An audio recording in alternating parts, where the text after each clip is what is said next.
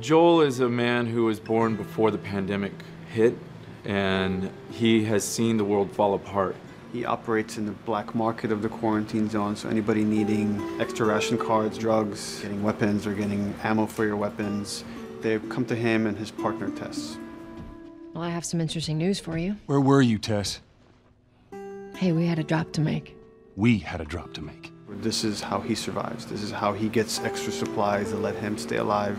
I think that Joel discovers what morality really is and the difference between loss and sacrifice. So he's had a lot of loss in his life, not just in his personal life, but also the world that he's grown up with that's changed significantly. And it's kind of changed for the worse. In that 20-year gap between when the outbreak happened and when the story picks up, he's had to do some horrible things to survive. Come on, it won't Who like has that. our guns? Just give me a couple.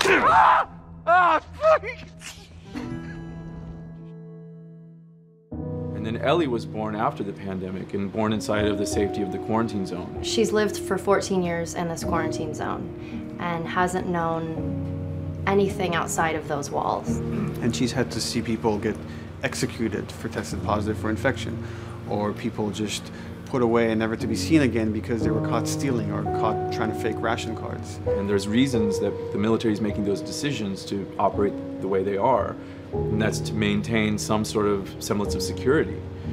Ellie has tried to find ways to survive, just trying to get by. She's still kind of held on to her innocence because this is the only world that she's ever known. She doesn't have like a golden age that she's thinking back to when everything was better. So for her, this isn't this crushing weight of the world on top of her where she remembers all the things she's lost. This is just what it is. Don't take long. And you, stay close. Let's go.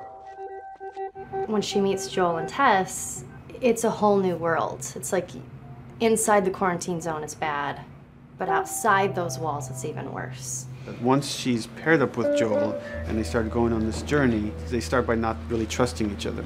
But she knows that she has to rely on this guy in order to survive in this world.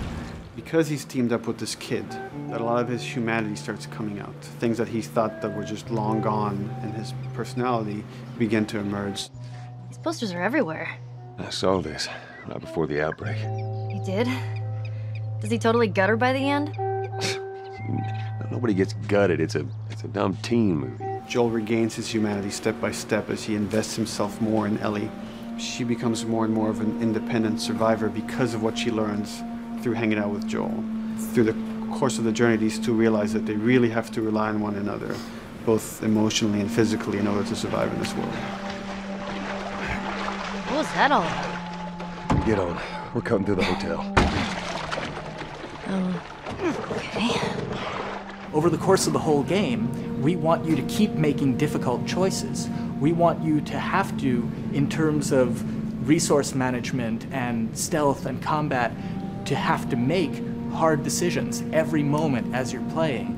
And so when the characters make these really hard decisions, you say to yourself, God, I get it. I get what it's like to make a choice under pressure. They've had to make very questionable decisions to survive. There was a key element that I kind of honed in on early on with Joel, and it was a line that was in the audition side that says that Joel has few moral lines left to cross. And so that became kind of the anchor point to the character. In fact, we just keep our histories to ourselves. We clear? Sure.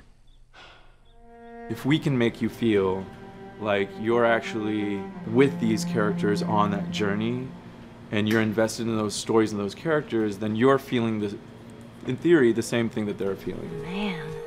What? Nothing, it's just... I've never seen anything like this, that's all. You mean the woods? Yeah. Never walked through the woods. It's kind of cool.